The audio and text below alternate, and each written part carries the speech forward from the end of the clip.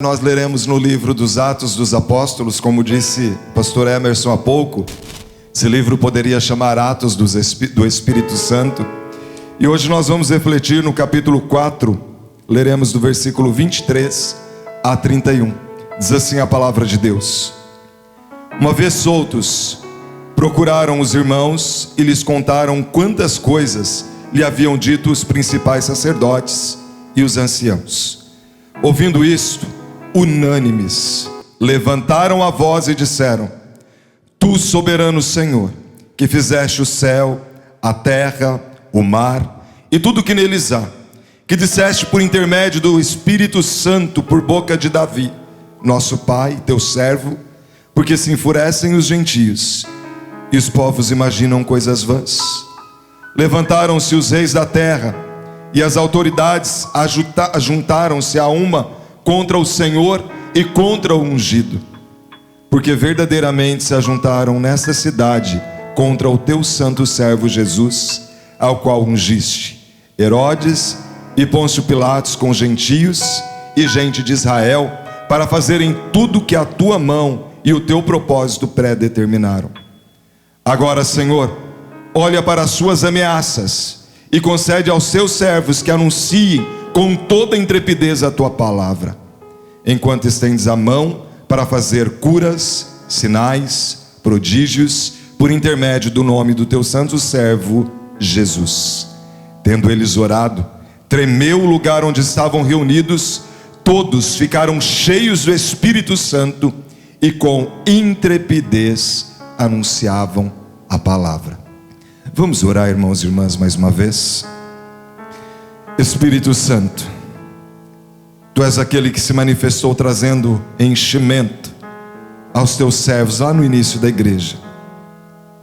Tu és aquele que é real, que é o nosso amigo com o qual nós nos relacionamos. Tu és Deus.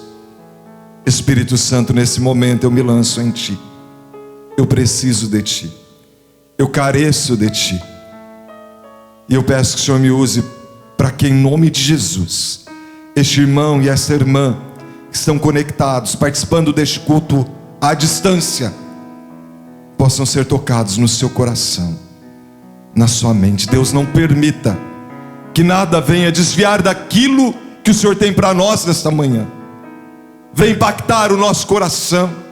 Manifesta o Teu poder, a Tua presença de forma plena em cada coração, em cada vida.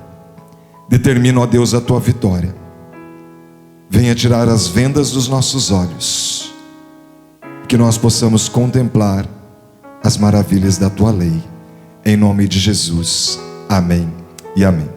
Irmãos e irmãs, o título da mensagem de hoje é A Oração que Deus Responde. Que oração é essa que Deus responde? Quais devem ser as nossas atitudes para termos oração respondida uma atrás da outra? Por que tantas vezes nós clamamos, nós oramos e parece que Deus não responde a nossa oração? Como eu e você podemos vivenciar essa experiência da resposta da oração? A oração que Deus responde. Há uns 30 anos eu nem pensava naquela época em vir para o seminário e me tornar um pastor. Eu era um servo de Deus, um jovem na igreja que eu servia.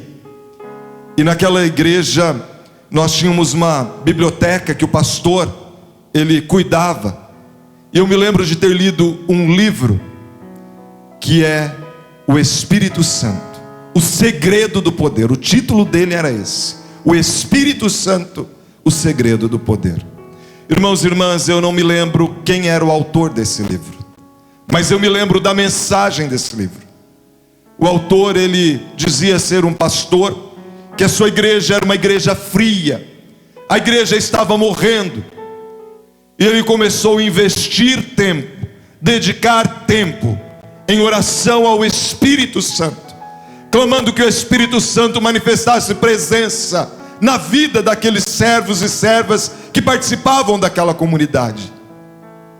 Ele diz que quando ele pregava, a sensação é que O sermão batia e voltava e não encontrava lugar nos corações.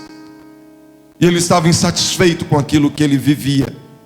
Então, ele começou a investir tempo, pedindo: Espírito Santo, quebra o coração de pedra, muda realidades, transforma situações. Ele pôde experimentar o mover do Santo Espírito, quebrantando corações, levando vidas ao arrependimento, tomando uma posição de mudança, famílias sendo restauradas dentro da igreja. Irmãos e irmãs, o Espírito Santo é o segredo do poder.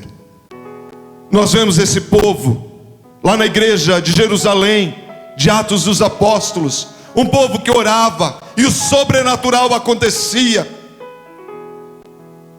E nós muitas vezes nos perguntamos: por que Deus respondia à oração desses servos? O segredo do poder é o Espírito Santo. E recebereis poder ao descer sobre vós o Espírito Santo. Irmãos e irmãs, nós temos ouvido falar de igrejas que estão morrendo em algumas regiões dos Estados Unidos, no Canadá, na Europa. E você vai perceber que muitas dessas igrejas se esqueceram do segredo do poder, esqueceram que a fonte de água viva é Jesus, esqueceram que a água é o Espírito Santo, e por isso estão mortas, estão frias, estão sem vida. E quando nós falamos de igreja, nós estamos falando da minha vida, da sua vida. Como tem sido o meu relacionamento, o seu relacionamento com o Espírito Santo de Deus? O Espírito Santo de Deus, Ele quer nos revestir do poder do alto. O Espírito Santo de Deus, Ele quer trazer poder do alto sobre a nossa vida. O Espírito Santo de Deus, Ele quer trazer convicção de pecado a cada um de nós, provocando arrependimento da velha vida. Mas há pessoas que têm resistido à ação do Espírito Santo, e o coração continua enrijecido. Quem sabe eu e você que somos igreja, é momento de nós clamarmos: Espírito Santo de Deus, tira essa resistência, produz arrependimento. Espírito Santo, muda a minha mente cauterizada, faz uma metanoia, transforma o meu coração, muda as intenções da minha vida. Nós podemos ler a história dos avivamentos, e a história dos avivamentos foi marcada por homens e mulheres que viveram uma vida de oração. Nós podemos nos lembrar da Reforma Protestante, em que a igreja estava fria, a palavra tinha sido deixada de lado, a palavra não era pregada, não era vivida, não era praticada. O que interessava eram os interesses políticos. Nós podemos ver que Deus levantou Lutero. Nós podemos nos lembrar daquele avivamento entre os morávios, lá na Alemanha. Conde de Zinzendorf, ele tinha uma propriedade rural. Ele acolhia nessa propriedade pessoas que eram perseguidas muitas vezes por pregar o Evangelho. E ele foi acolhendo esse povo. Mas ali vinham pessoas das mais diversas denominações e conceitos. E de repente eles começaram a discutir entre si conceitos humanos. E o conde de Zinzendorf interveio naquela comunidade e falou: não, nós não podemos ser assim. Nós somos um único povo, nós somos uma única comunidade. Nós cremos que há um só caminho para ir a Deus, e nós precisamos viver em unidade. Nós vamos assinar aqui um tratado, que essas coisas frívolas, vãs, nós não vamos discutir mais. Nós vamos ser uma comunidade de amor, marcados pela comunhão. E aquele povo tomou uma posição de viver em unidade, em um só coração, e começaram a se reunir e adorar ao Senhor com cânticos espirituais, e orar a Deus. e o Espírito de Deus se manifestou de uma forma contundente, em plenitude, sobre aquele povo, iniciando uma reunião de oração ali, que durou 100 anos. Conta a história que aqueles cristãos, eles se revezavam entre si, de hora em hora, para não parar a oração, como nós na torre de oração, de hora em hora, sempre tem alguém orando. 100 anos de oração, porque alguém buscou a unidade, porque alguém buscou a vida de oração, porque alguém buscou a vida de adoração. Irmãos e irmãs, eu fico pensando o que Deus pode fazer na nossa vida, se nós tomarmos um posicionamento de viver o que esse povo viveu. Eles desenvolveram a vida de oração. Versículo 19, olha a tônica da oração deles. Agora, Senhor, olhe para as suas ameaças e concede aos teus servos que anunciem com intrepidez a tua palavra. Eles oram ao Senhor e Deus atende a oração em seguida. No versículo 31 diz assim: tendo eles orado, tremeu o lugar onde estavam reunidos, e todos ficaram cheios do Espírito Santo e com intrepidez anunciavam a palavra. Irmãos e irmãs, eu creio que a presença do Espírito Santo pode nos fazer estremecer. Em alguns momentos de busca intensa, nós podemos sentir a nossa carne tremer por uma busca do Espírito Santo, porque muitas vezes nós não estamos acostumados com essa presença tão impactante. E quando nós investimos tempo em oração, em jejum, em adoração, nós podemos experimentar esse poder do alto. E recebereis poder, tendo eles orado, tendo eles levantado a voz. Irmãos e irmãs, quantas pessoas chegam e falam: pastor, ora por mim, eu estou passando por isso, por aquilo outro. Vocês pastores, parece que vocês estão mais perto de Deus. Meu irmão e minha irmã, todos nós que recebemos a Jesus como Salvador, nós temos um caminho para ir ao Pai, e a qualquer momento eu e você podemos clamar. Não tem esse negócio, tem pessoas que falam: tem oração que é mais forte. Onde está escrito isso na Bíblia? Jonas orou no ventre do peixe e o Senhor o atendeu. Eu e você precisamos desenvolver a vida de oração, porque orando, o Senhor se manifesta e Ele responde o clamor. Vivemos numa época e numa geração que quer ver sinais e prodígios. Esse povo orava, eles falavam: Senhor, enquanto nós anunciamos a palavra, o Senhor vem fazendo sinais e prodígios, resultado da pregação da palavra. Irmãos e irmãs, eu e você precisamos ter sede de Deus, querer mais de Deus, a presença do caráter de Cristo ressurreto na nossa vida. O Espírito Santo é o segredo do poder. Mas há pessoas que pensam que precisam de mediadores. Uma vez uma pessoa falou assim para mim: pastor, eu gosto de orar para os anjos, porque eu acho assim que Deus é tão ocupado que é como se furasse a fila, chegasse primeiro. Deus, Ele é onisciente, Ele é onipotente, Ele conhece todas as coisas. Ainda que você ore em pensamento, Ele conhece o seu pensamento. Ainda que você pense que hajam muitas pessoas clamando, porque Deus é onipotente, Ele pode ouvir a oração ou as orações do mundo inteiro, de todas as pessoas ao mesmo tempo. Ele é infinito em poder. Eu e você precisamos tomar a iniciativa de orar. O livro de Atos, ele é marcado pela oração. No capítulo 1, versículo 14, diz que após a ascensão de Jesus, todos perseveravam unanimemente, todos juntos, em oração. No capítulo 2, 42, diz que eles perseveravam na doutrina dos apóstolos, na comunhão, no partir do pão e nas orações. No capítulo 3, versículo 1 em diante, a gente vê ali Pedro e João subindo para a oração da hora nona, 3 horas da tarde. E esse texto que nós lemos, ele é fruto, é resultado desses homens terem dado uma ordem para aquele paralítico, dizendo: nós não temos prata nem ouro para te dar de esmola, mas o que nós temos nós te damos, em nome de Jesus Cristo, levanta, anda. E diz que aquele homem, de um salto, ele se pôs a andar, e ele entrou naquele templo, saltando e glorificando ao Senhor. E por causa disso, os discípulos foram presos. E nesse texto que nós lemos, diz que eles compareceram diante do Sinédrio,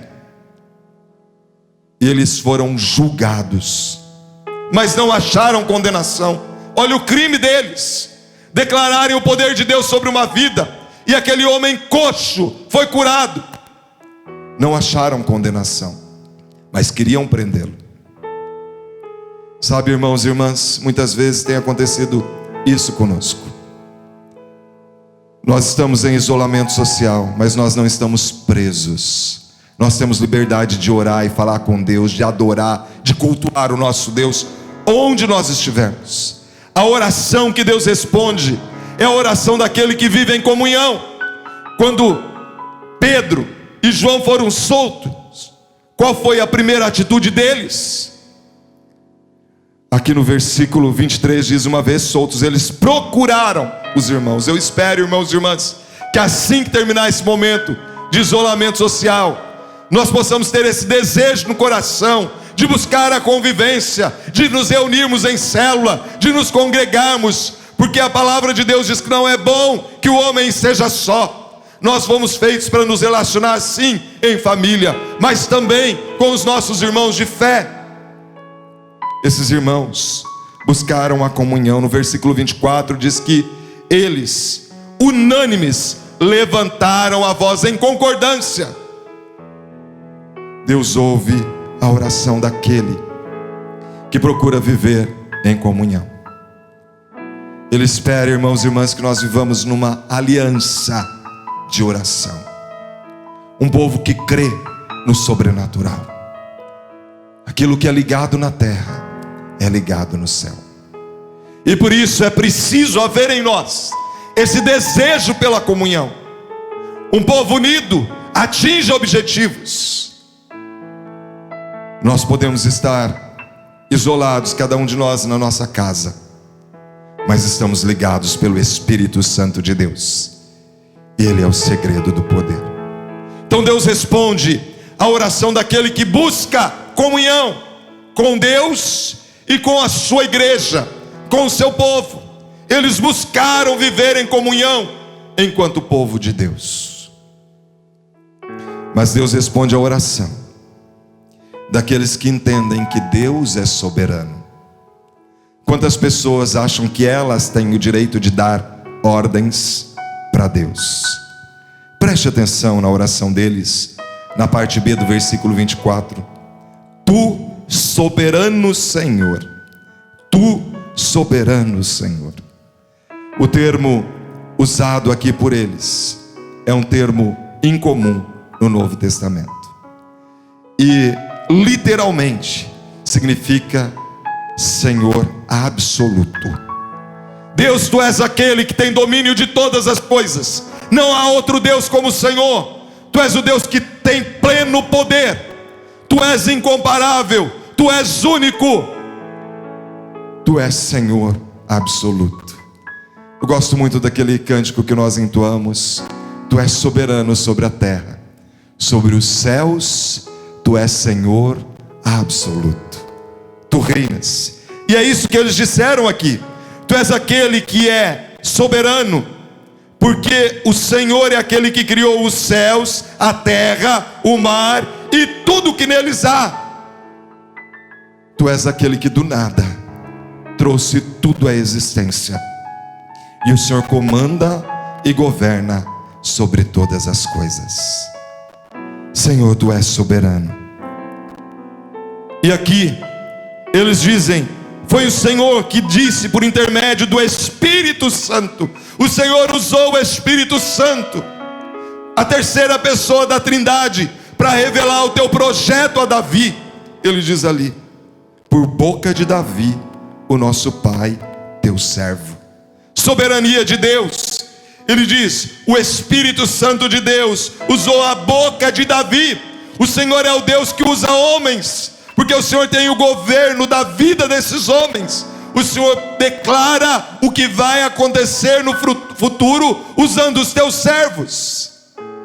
Ele diz: por boca de Davi, nosso pai, aquele que foi rei em Israel, aquele que foi antecessor na mesma fé, aquele que te serviu.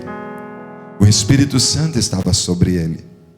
E quando aquele espírito maligno tomava conta de Saul, ele tocava a harpa e Saul se acalmava. E aí ele lembra aqui o Salmo 2. Ele diz: porque se enfureceram os gentios e os povos imaginaram coisas vãs. Levantaram-se os reis da terra e as autoridades ajuntaram-se a uma contra o Senhor e contra o seu ungido, porque verdadeiramente se ajuntaram nessa cidade contra o teu santo servo Jesus. E aí ele fala: olha, o qual o Senhor ungiste. E ele cita Herodes, Pôncio Pilatos, os gentios, o povo de Israel. E o versículo 28 ele diz: para fazerem tudo que a tua mão e o teu propósito pré-determinaram. O Senhor sabia que aconteceria isso aqui. O Senhor sabia que eles, mesmo sendo inimigos, se juntariam contra os teus servos, Jesus, querendo barrar a expansão do Evangelho. O Senhor conhece todas as coisas. Tu és soberano sobre todas as coisas.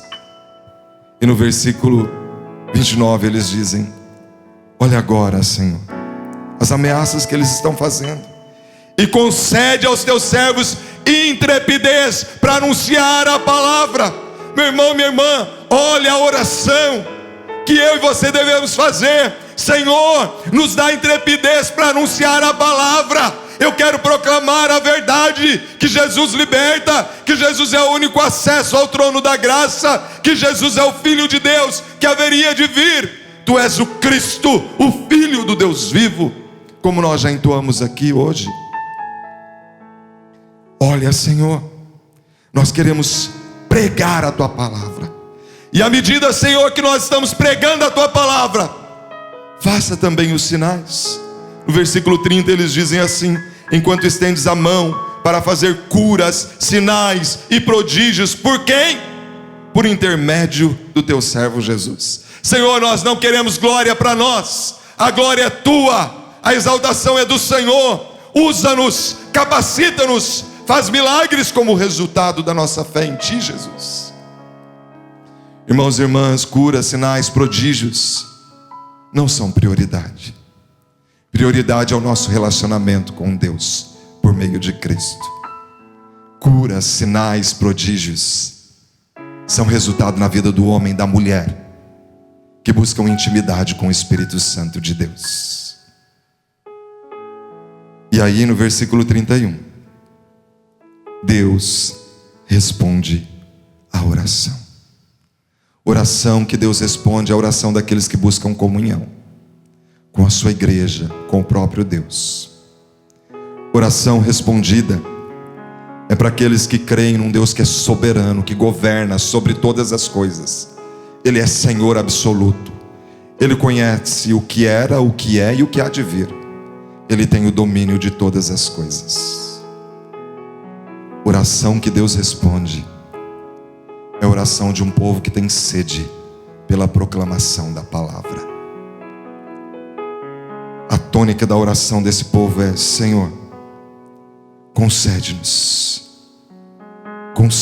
intrepidez. Tendo eles orado, tremeu o lugar onde estavam reunidos em comunhão, e todos ficaram cheios do Espírito Santo. Todos ficaram cheios do Espírito Santo. O Senhor quer trazer essa plenitude para a minha vida e para a sua vida nesses dias. Diz aqui que com intrepidez eles anunciavam a palavra. Nesses dias de isolamento social, de quarentena, Nós precisamos pedir: Senhor, me dá estratégia, me ajude a aproveitar as oportunidades. Senhor, me dá ousadia. Esses primeiros cristãos, eles não ficaram intimidados, eles não ficaram temerosos se ia faltar comida, se ia faltar emprego, se seriam acometidos por um vírus. O medo deles não estava aí. O medo deles era de, quem sabe, não aproveitarem as oportunidades e proclamar que Jesus Cristo é Rei, que Ele é o Filho de Deus, que Ele é libertador, que Ele é Salvador, que Ele é o servo sofredor, que Ele é aquele que haveria de vir, que Ele é Alfa e que Ele é Ômega, e que sem Ele ninguém vai entrar no céu. Eu quero encerrar as minhas palavras desta manhã lembrando aquilo que disse Charles Finney, o grande avivalista do século XIX. Charles Finney foi um homem muito usado por Deus, um homem de intimidade com o Espírito Santo, vida de oração, jejum. Contam que certa vez Charles Finney, ele chegou numa cidade manufatureira e ele quis conhecer uma daquelas fábricas de tecelagem, de fiação. Diz que quando ele chegou, passando pelos corredores, algumas moças que trabalhavam naquela fábrica se entreolharam com um olhar de sensualidade. Está chegando alguém diferente na nossa cidade. Quem sabe há uma possibilidade de envolvimento com ele. Talvez aqueles olhares dissessem isso. Conta a história que à medida que Charles Finney andava pelos corredores, de repente um daqueles fios de tecelagem arrebentou, e aquela moça começou a tremer, e ela não conseguia pegar aquele fio. E em poucos minutos, todos os funcionários daquela fábrica caíam de joelhos, clamando ao Senhor que os perdoasse, clamando ao Senhor que desse a eles salvação. O espírito de arrependimento, o Espírito Santo de Deus, era tão presente na vida daquele homem, que a presença dele naquela fábrica fez com que a manifestação do poder do alto acontecesse, e as pessoas caíam arrependidas, reconhecendo o senhorio de Jesus Cristo. Foi ele quem disse o que eu citarei agora: o milagre do avivamento é bem semelhante ao de uma colheita de trigo. Ele desce do céu quando crentes heróicos entram na batalha decididos a vencer ou morrer, e se for necessário, vencer e morrer. O reino dos céus é tomado por esforço, e os que se esforçam se apoderam dele. Sabe o que ele estava dizendo? Não é que a salvação é ganha por esforço, é aquilo que diz a palavra de Deus, que nós devemos pregar o Evangelho. Há um esforço para que a manifestação do poder de Deus aconteça na cidade onde nós estamos, na família que nós estamos, na empresa que nós estamos, onde o Senhor tem nos colocado. Talvez esse esforço seja a vida de oração, a iniciativa das devocionais diárias. Hoje nós podemos ver quando Deus enviou Saulo e Barnabé, e o Espírito Santo de Deus era com eles, vida de oração.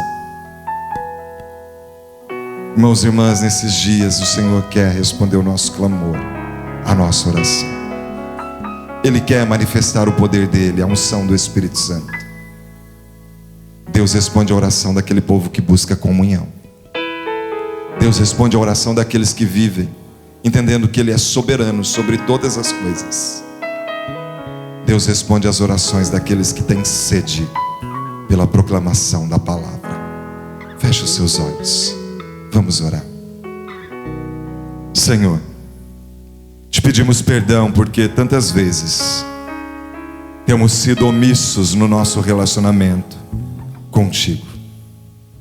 Por isso, Espírito Santo de Deus, nesses dias que nós estamos buscando mais de Ti, se revela a nós, produz arrependimento genuíno.